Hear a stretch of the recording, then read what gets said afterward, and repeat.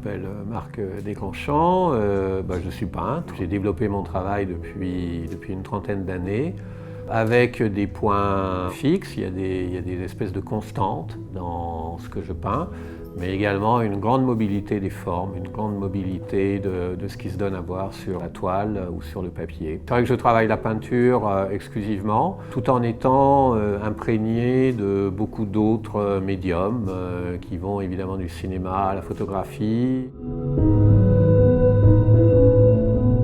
L'affiche de Roland-Garros, c'est une commande, c'est passé par la galerie Lelon. C'était une première pour moi, mais le tennis, c'est un sport qui m'intéresse.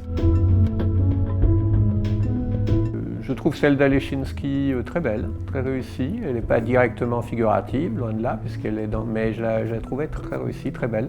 J'aime beaucoup aussi celle de Clapec. Elle met en scène le public et je trouvais ça assez beau également.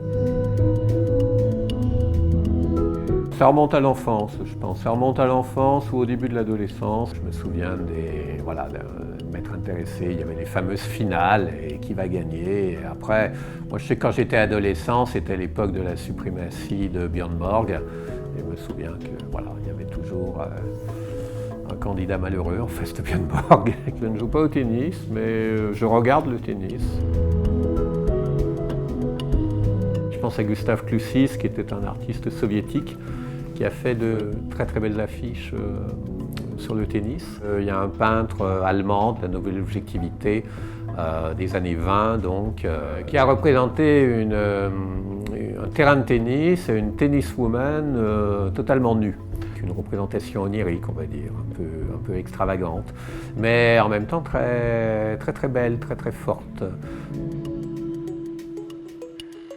Je suis allé chercher des photos de tenniswoman, en fait, remontant aux années 60, pour un certain ton, une certaine couleur qui m'intéressait. L'ombre portée comporte en elle-même la représentation du corps qui est effectivement tronqué dans l'affiche, puisqu'on ne voit pas le haut du corps et on ne voit pas le mouvement des bras, et Dieu sait si les bras, c'est important au tennis, je pense. Les jambes peuvent sembler dans une forme de décontraction. Le grand art se fait souvent dans une forme de décontraction.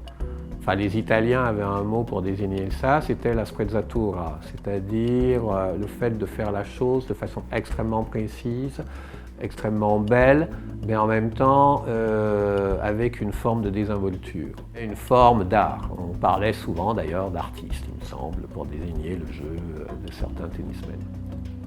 Il y a un film que j'aime beaucoup, c'est le film Blow Up d'Antonioni, qui se termine par une partie de tennis, mais sans raquette et sans balle. Mais on entend le bruit de la balle.